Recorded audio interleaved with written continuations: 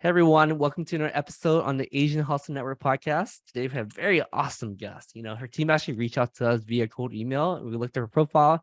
She's amazing. She fits our podcast completely. We're gonna have Chitra on the show today. Chitra, welcome to the Asian Hustle Network podcast. Thanks for having me. Of course. Please tell us about yourself and your upbringing. You want to hear more about you.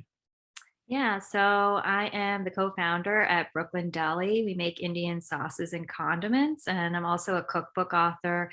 I wrote a cookbook called Vibrant India. And yeah, I that's what I'm doing. I love that. Nice, simple, and straight to the point. Tell us about where you grew up, right? What was your upbringing like? What were some of the values that your parents installed in you that helped you become an entrepreneur that you are today? So I grew up in Jersey, and I was probably one of the only South Asian kids in my school, and so that was kind of a large part of just like how my identity was shaped in a sense, because I kind of never really felt like I fit in a sense, but and I think a lot of kids that kind of grow up second generation too, like me, probably felt the same way. My parents were and still are very avid home cooks, and they just happened to be from two different parts of India. So we lived in a multicultural home in that my parents actually grew up speaking two different languages. They grew up eating different foods and had different customs. So I was very lucky that I got exposed to it. And I think food for us was always a central focus. And I think a way for my brother and I to connect with my parents, because it kind of bridges that cultural divide in a sense. And my parents also were, I feel like there's like two types of immigrants, like the ones that are like, oh, like, I never want to go back, to where I came from. And then the others that are just like always longing for home. And I feel like my parents are the second, the latter, where they made it a point to take my brother and I to India every year. So we got to really experience culture, and kind of see what they saw growing up, and connect with family. But then, living in Jersey, was like any other American kid. It's a lot of pizza, bagels. You had like this American side and this Indian side happening. And as far as entrepreneurialism goes, I feel like my parents are very risk averse. They're scientists. They, like a lot of, I feel like a lot of immigrant parents, they come to this country and they want to give their children more opportunities. And I worked in marketing for, over a decade before I founded Brooklyn Deli. And to them, I think they were very scared because they were just like, you had this salary, you had benefits, and going from that to kind of like in the beginning, really struggling as an entrepreneur and figuring it out. I think it was hard for them to see that. But I think as time has gone on, they've gotten used to the idea. Thank you so much for sharing that story too. And I really like the fact that food is a common unifier in your family, right? And I feel like a lot that is like similar for a lot of us out there. It's like sometimes our cultural values that we grew up here doesn't really line up with our parents. And the best way that our parents love us is that they make us food and make us they make us a bowl of fruit. Words of Totally. encouragement are not that in common in Asian culture where it's like good job. I think my parents never said Right. that to me. I know. It's like, I love you. I'm sorry. I've never even, no. Yeah, It's like they tell you they love you by cutting fruit, it's like, exactly. Yeah, and it's crazy how, parents are obviously very risk averse in terms of like they don't want you to become entrepreneurs, right? Because they know how much uncertainty that involves. But the thing right, is with Asian parents is that they're your biggest supporter once they see that this is a viable path, right, right? What was that exactly. turning point for you where this became a viable path where they looked at you and the company and said, okay, like she can do this, like she'll be able to succeed and take care of herself? I think it was probably when we went national with Whole Foods, where my parents were like, okay, this is looking like a real thing now. Because before, I mean, I was selling at markets all over the city, and just like it was really kind of grassroots, right? And we were getting into like small specialty stores and making our way that in that sense. But then when we went national with Whole Foods, and we also got an account with Blue Apron, that was when I actually could start paying myself. And that was a big step, because I was self-sufficient at that point. That is a major milestone, by the way. So huge congrats on that. And let's talk a little bit Thanks. more about the hustle involved, as you mentioned earlier. The grassroots stuff, getting your product out there. What was it like at the very beginning, trying to get your product out there and combining that with your experience as a marketer for 10 years, right? How did you get people Yeah. to learn about the product and obviously educate people on different flavors as well? Right. I feel like the beginning was really tough because I came from this as a food blogger, and I was making food at events and writing a cookbook. I knew nothing about selling a product to consumers in a sense. So I was lucky because my boyfriend, my husband now, he is a food packaging designer. So he was able to, he and I conceived of the brand together. And so that was like a huge leg up, I feel like, because packaging is so important with food products. But the other hurdle that we had was that I started making achar, which is a very traditional staple Indian condiment. And it is just not as known to a lot of people that are not South Asian. So without even knowing it, we were creating our own category. And so I think that is what I didn't realize getting into it, is how much work that would be. So it in the beginning, it was a lot of demoing, just getting out there. It's like if there was an opportunity to sell the product at a street market, at an event, at anywhere, I was there, because the more people that I could reach to try the product, that was I was reaching more people that I could educate basically. And when you're starting out, you don't have huge marketing budgets, right? So we relied really on word of mouth and social media, anything and everything free to get the word out. That is the hustle story we love, and some people look at your products nowadays at Whole Foods. They're like, wow, like she must have some sort of superpower. Like she must be well connected. Her parents must be super rich. But listen to your story. It's like you're, you hustle, right? And that's Right. so important for us to hear. Yeah, no, it is definitely all about the hustle, especially in the beginning. I mean, I'd say, yeah, we weren't profitable for the first 4 years. And I think that's another piece of it too, is that I still worked part time on the side to support myself. And I was also using the advance for my cookbook. And so I, I didn't have, a lot of savings and things to kind of fall back on. So I needed to be able to work on the business, but also make enough for myself to live. Yeah, I can't imagine how tough that is, right? And that seems to be a common theme on this podcast too. A lot of people sort of semi making the jump, but trying to find a way to support themselves.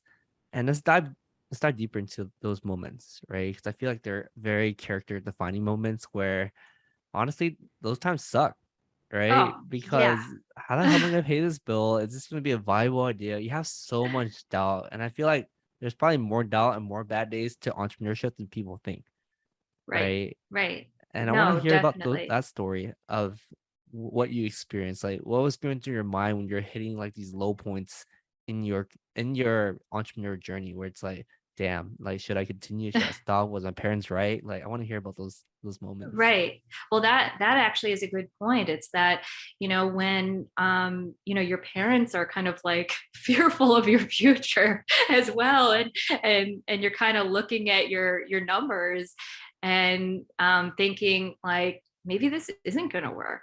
right? And I feel like with Brooklyn Deli, a lot of my identity is very much rolled up into what Brooklyn Deli is. You know, it's an Indian American brand. It's like a total reflection of who I am. So it's not just like, oh, if this fails, like it's not a big deal. It's like a huge deal because it's like this business is a part of who I am. And we went through some really tough conversations. Me and my husband, I think it was maybe we were 2 years in or 3 years in where it was just, and I was expecting a baby at the time. And it was just kind of like, we need to make this work because we have a kid coming and it needs to be viable. And so we basically gave ourselves, like, I think it was that we had 2 trade shows coming up. And we're like, okay, let's make it to those trade shows. And 6 months after the trade shows, see if anything pans out to kind of like prove that, okay, this can go on. And that was actually when we got Whole Foods and Blue Apron, and those 2 deals basically saved us. But you know, going to a trade show, like there was definitely a huge hustle moment there. So like we had our chars, right, that we were selling, but to go to the trade show, we decided to bring a bunch of concepts. So since my husband's like this designer, he basically like sketched a bunch of like different ideas. We had like a ton of like ideas kind of floating in our heads about like other products that we wanted to put out. And one thing that we would make at home was this ketchup that we would mix with our tomato achar. So it kind of makes this like spicy ketchup that's like infused with like Indian flavors. And so that was one of the ideas that we'd put out there. And the Whole Foods buyer came up to our table and she was like, so I really love your achars, because they were already being sold in the local places. And she was like, I want to understand like what you think about taking the achars national. And at that point, we knew that selling achar on a national scale was going to be probably not the way to go, because already we were having a hard time. We sold it, we could sell it to, you know, the buyers, but a lot of people didn't know what it was. So if it was on the shelf, people didn't buy it unless I was demoing, but I couldn't be at every store all the time, nor did we have the budget to hire people to demo all over. So what we did was we told her that we love that you love our achars, but we have a couple more ideas that we think maybe, you know, may work better for us, since we don't have all that budget to do the demoing. And so we showed her all of these ideas and she landed on the curry ketchup idea. And she was just like, this one seems interesting to me. And so we were like, okay, cool. And she was like, okay, I'm going back to Austin like the next day. Can you just like overnight me a sample? And we were like, okay, like we literally did not have a sample. We were in California at an Airbnb, like doing this trade show. So after like the trade show, we like ran back to the Airbnb and we're like, oh my God, we have to make this, right? So we made, and it was so funny because my brother was there and my parents and like I had a kid by that time. And we made the curry ketchup, but we made like 3 different versions and we were all trying them. And then we finally like, we're like, this is the one. So we overnighted that version to her and we got a phone call literally like after like the next day. And she was just like, everybody here loves it and we're going to take it national.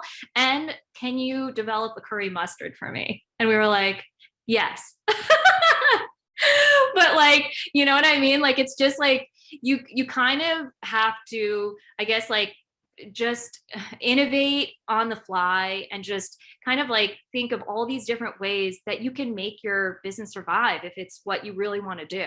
And so that's kind of an example of right there of what we did to keep it going. I want to say I love that story a lot, right? It's crazy, right?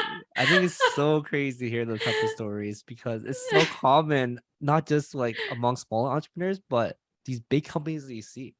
right? There's so many Right. moments where all these companies might die, but I feel like when you're all in and you feel like you have nothing to lose, you do things you would never do, Oh yeah, right? definitely. Like when you're feeling that desperate, you do anything you can to succeed. And that's a crazy Right. moment to be in. I know.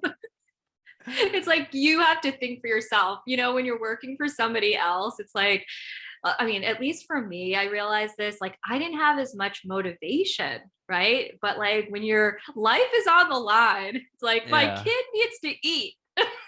Oh my God. I don't have a kid yet, but I've been in those moments plenty of times where it's like, oh God, is Asian Hustle Network gonna survive? You know? Right. But you got to continually innovate, right? And Yeah. and just keep going. Yeah. I think nowadays I feel like in the media side, a lot of entrepreneurship is very glamorized. Right? You get nice cars, nice house, overnight successes. Those are all bullshit. It's never really the case. Right. I mean, I just remember, those first few years, it was like I ate a lot of beans and I did not buy clothes for like 4 years. And it's like when you have like a passion for something, all that other stuff Yeah. doesn't matter. You're just like so focused. Yeah. And I mean, that's why I probably like, I mean, I will do anything to keep Brooklyn Deli going because I love it so much. Yeah. It's crazy how you mentioned that too. I think if you really do some of the numbers and cut out the want versus essentials, like it doesn't take that much to keep your year or your life going. That's the crazy Right. part. But I feel like when you're oversaturated abundance, you're like, oh, I want this, I want that, I want this nice watch, I want this, whatever it is. Then Right. then your lifestyle creep starts adding in, right? Totally. I know. So I want to hear about your transition to now that things are a lot more normal now, quote unquote normal. Yeah, How kind of has normal. how has scaling your company been? How big is your company right now? How many employees do you have? How do you maintain culture? Because it's so important that you're constantly culture is a living, breathing thing, right? Whenever Right. you let it down, it's like it, you'd be surprised how fast things go south, right? Go really sour. Totally. Let's hear I about know. now that things are more normal, quote unquote. How have you been able to hire more people on your team, scale out your team, delegate, oversee, and manage this newer operation that you created?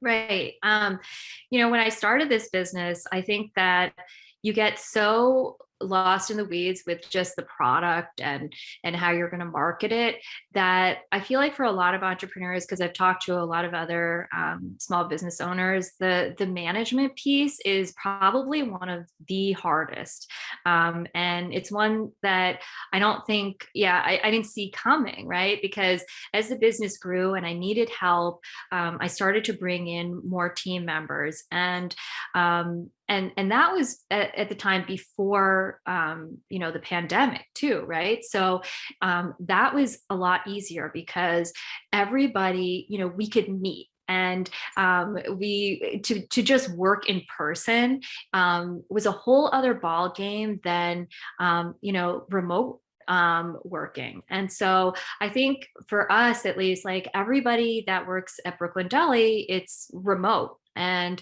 I've kind of tried to work at cultivating culture and just like collaboration through different means. So whether it be like making sure that we do face-to-face meetings, whether it be like on Zoom or Google with the different team members we have, and also bringing team members together in that sense, because I want people to feel like they're part of something and not just like working in a silo. And so I think that has been definitely a learning experience for me, as well as just kind of getting feedback and doing formal types of reviews with team members.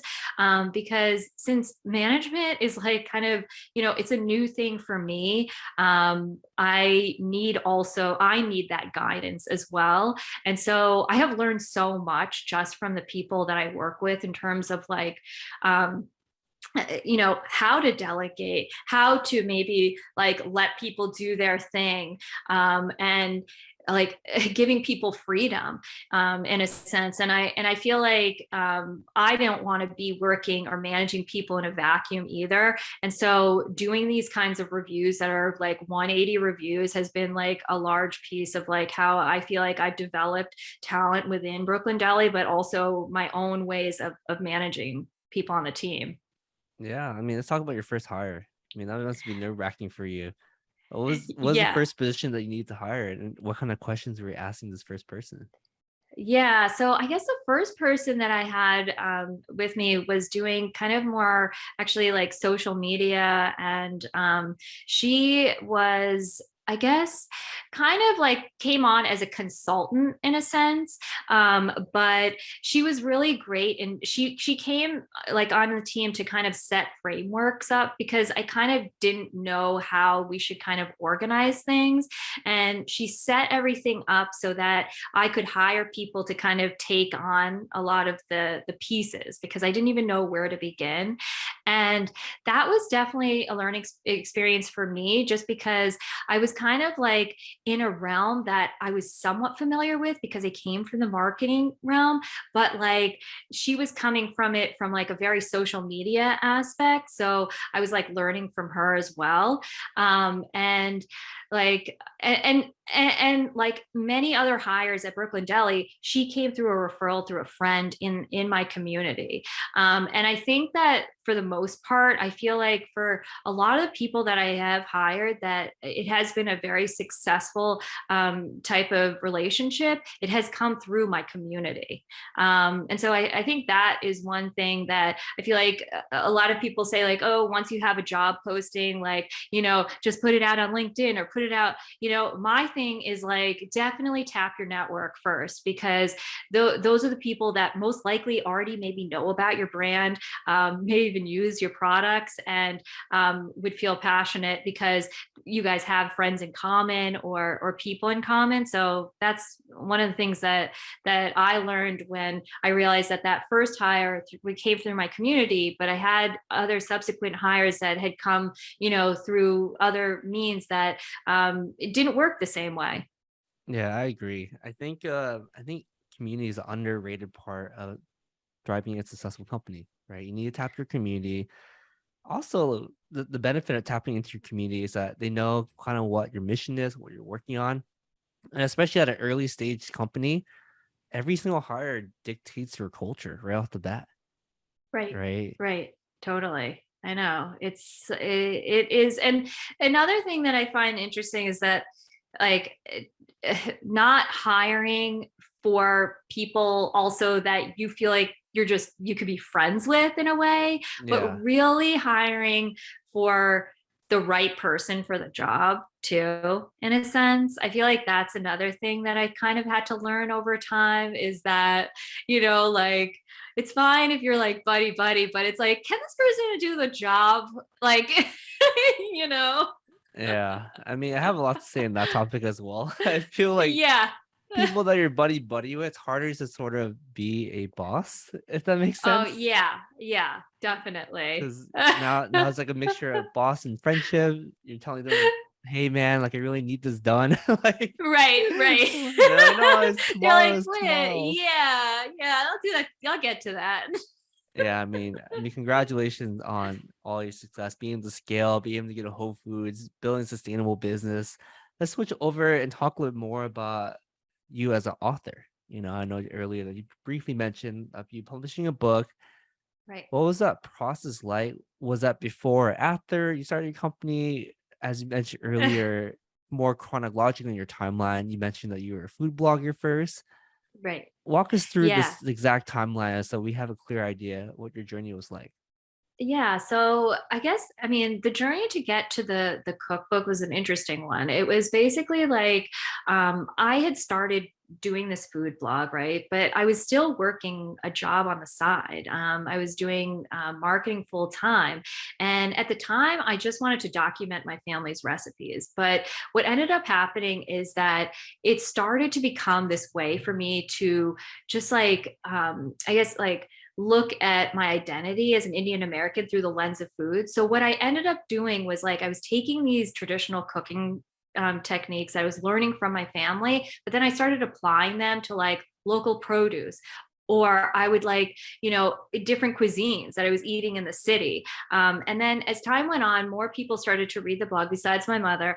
And I like, connected with local farmers, and I started to develop menus that use their produce. I was working with local chefs, and we were coming up with pop-up dinners. So I worked with my friend Diana Kwan, who's like a Chinese cookbook author, and we did a Chinese Indian supper club for a while that was called Tangra. And so I was doing all these kind of like interesting different things, and it caught the eye of a publisher because I was posting on social media and I was still writing my blog, and they were like, we're interested to kind of like see what a book would be like from you, just about all the things that you're doing. And so then that was kind of like the first kind of like seed, but at the time I wasn't really sure as to like what I wanted to write about. So I kind of put it on the back burner and just like explored. And I think that's one thing that is cool about like when you have a hobby but you also have like a full-time job, because it really gives you this like freedom to explore. If somebody was like, hey, do you want to do a pop-up, I'm like, sure, I'll do it, because there's no real risk in doing it. All you're doing is really learning and seeing like what it is that you like to do. And so I kept on doing that kind of stuff. And I started teaching cooking classes, and I started really getting into South Indian cooking. That my mom is from Bangalore, and it was that specific type of cooking that I grew up eating. And then that was when I started to kind of like sense that this is what I wanted to write the book about.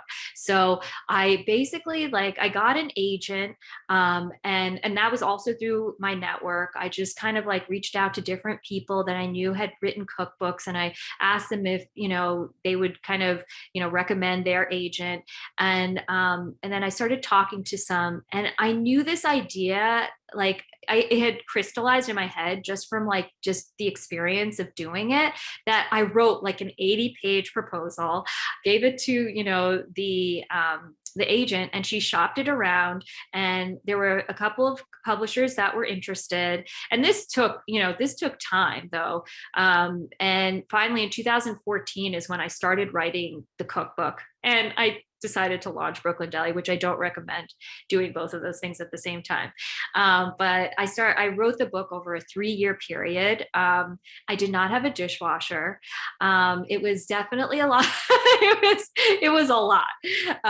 And I felt like it was an interesting experience, because from blogging to writing a book, you definitely hone these recipe writing skills and these recipe testing skills that I feel like I still apply at Brooklyn Deli. And so then the book kind of like came to be. And I think one thing that I learned also from writing the book is that and I think that a lot of people coming from my point of view kind of run into this authentic kind of conversation, right? Where it's like people are like, well, is it authentic what you're doing, right? And I kind of like got into that trap a little bit when I started writing the book, where I was chasing down this quintessential recipe, right? And these were all family recipes. And I just remember at one point, like, realizing that every person in my family made this one recipe differently. And if anything, that like freed me up so much, because I just realized that it's like authentic, like throw that word out the window. First of all, it's like really authentic to the home cook or authentic to whoever is making it. And that kind of set me on my way for how I wrote Vibrant India. It became a book that was very much founded in these recipes from my family, but it had my own take on them. So I was using local ingredients, or I was meshing different cuisines with these traditional techniques. And I took a lot of that learning with me to Brooklyn Deli, and it has freed me up, I feel like, to create what I want to create if I like it, Yeah. and not think about what other people think. I like that. I like that a lot. I think with food, especially as you mentioned the word authentic, it's really hard. It's really hard to nail it down. It actually really is, Right. right? Because like what I think is authentic is how my mom makes it, right? And for example, Totally. I'm Vietnamese American. For me to go back to like a Vietnamese town, little Saigon or something, and eat Vietnamese food, I'm like, why does it look different? Right. You're like, Why? this isn't right. Yeah. So I think yeah, it really is up to the person creating the meal. Whatever brings them comfort, right? I think as long as the baseline is sort of the same and you kind of add your own flavor to it, then it's Right. whatever brings you comfort and that brings unity and bond through food. Totally. Exactly. And I also feel like it frees people up, It's just like you don't have to prescribe to, what other people think about, what is authentic or what is traditional. Because I think that, the best innovations in cuisine have come from people innovating on what it is that they have in their kitchen, too, right? I mean, I feel like a lot of our parents, they came to this country and probably didn't have a lot of the same ingredients that they grew up eating, and just kind of, home cooks are so just so creative. I feel like a lot of times home cooks are not given as much credit as they should be, but like I just remember my mom just like, applying like these South Indian ingredients to, just like what she would find at the grocery store, and it worked. It's like zucchini. She never ate that growing up, but she can make it taste real good. Yeah, I like that a lot too. I think this is the awesome power of like having immigrant parents. It's like we are in a new country, then greens are different, they look kind of different, but they make it similar enough to what they're used to. And Right. oftentimes that's the birth of new cuisine, right? You actually, I don't know if you had the opportunity to, but when I look into the history of food, it's like it feels like it's through meeting people and like going to different countries, going to different places, and like merging what you think tastes good and what brings comfort and creating brand new cuisines, right? So I think the Totally. idea of being authentic to one dish is impossible, right? Right. It's I think so impossible. too. So next part of the podcast, I want to hear about your goals. What are your goals for your company over the next 5 to 10 years? What do you hope to accomplish from a personal growth level and to a professional level? I mean, from a very high level, it's that I want to show people that, Indian cuisine can be made with premium ingredients and it can be mainstream. Right. I mean, a lot of people, I feel like when I first started Brooklyn Deli and I was like, this is an Indian American brand, they were just like, what is that? Right. I mean, and I want to kind of turn that idea on its head and, make people realize that coming from the second gen perspective, there's value in what we do. And I think that we have a lot to bring to the table. And I think that Brooklyn Deli is a way for us to do that, as well as to celebrate culture and cuisine coming from a South Asian perspective.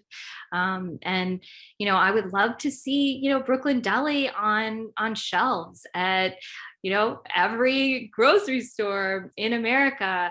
Growing up, it's like I never really felt like represented or seen. And, and I hope that for South Asians that come in the next generations, when they see Brooklyn Deli, they feel proud about their culture and they feel proud that there's a brand that's representing them and who they are and the flavors that they grew up with.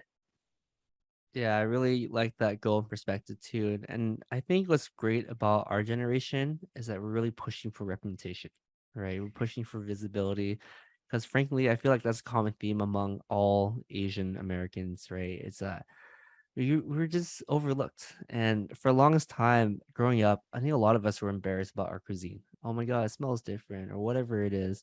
But Right. America, for good or for bad, is going through awakening right now where they love Asian food. You love Asian flavors, which is Right. great, which is awesome. you know, Totally.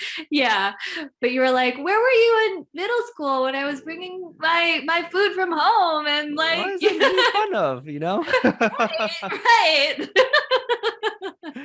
right. For sure. Well, Chetra, I think it's awesome having you on today's podcast. And want to end with one question. And that question is, if you can restart any part of your journey, what would you have done differently? That's a good question.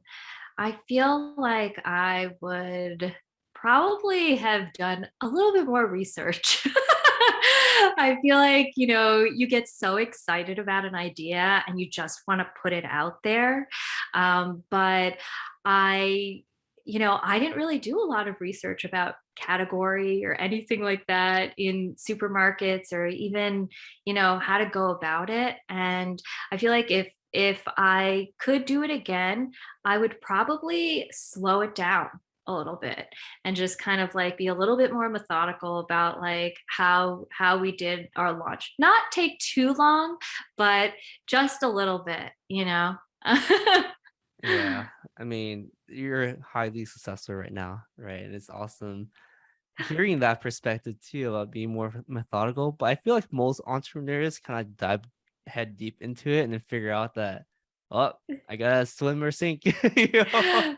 Right, right. I know. The passion, it leads all of us. Yes, mostly. I absolutely agree. Well, thank you for that answer. So, how can our listeners find out more about you and about your company online? So on social, we're at Brooklyn Deli, and then we're at brooklyndeli.com. Awesome. We'll include all that in the show notes. But thank you so much for being on the show today. We really appreciate it. Oh, thanks so much for having me. Of course.